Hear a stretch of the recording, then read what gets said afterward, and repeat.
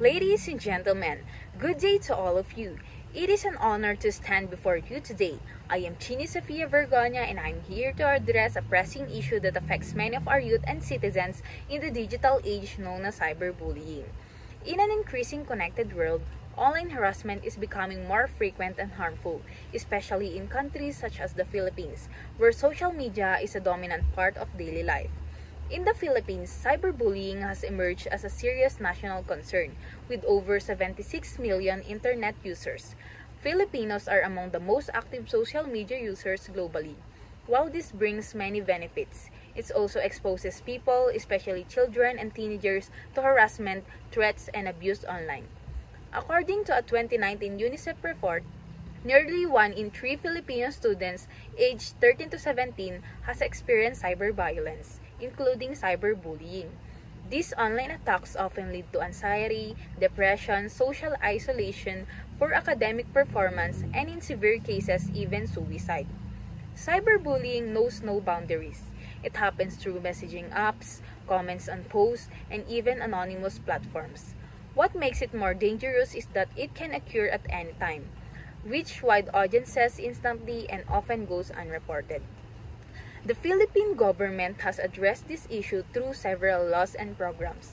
First, the Cybercrime Prevention Act of 2012 targets online offenses, including cyberbullying and online libel. Second, the Anti-Bullying Act of 2013 requires schools to adopt policies protecting students from all forms of bullying, including those committed through electronic means.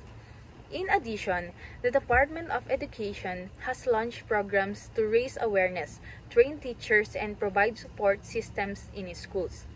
However, enforcement remains a challenge. Many victims are hesitant to report incidents, and schools often lack the necessary training and digital infrastructure to address cases properly. Despite existing laws, challenges still persist. One major issue is the anonymity of perpetrators, which makes accountability difficult. There is also a lack of awareness and digital literacy among students, teachers, and even parents. Looking ahead, I believe in the power of international cooperation. I encourage digital platforms, global NGOs, and UN bodies to collaborate with countries such as the Philippines in developing tools, support system, and in stronger safeguards to protect users online. Let me end by reaffirming the Philippines' commitment to promoting safe, inclusive, and respectful digital spaces. I urge this assembly to recognize cyberbullying not just as a personal problem, but as a shared global challenge. Let us work together to build a digital world that empowers rather than harms, one in which every child, teenager, and adult can feel safe online. Thank you very much and mabuhay!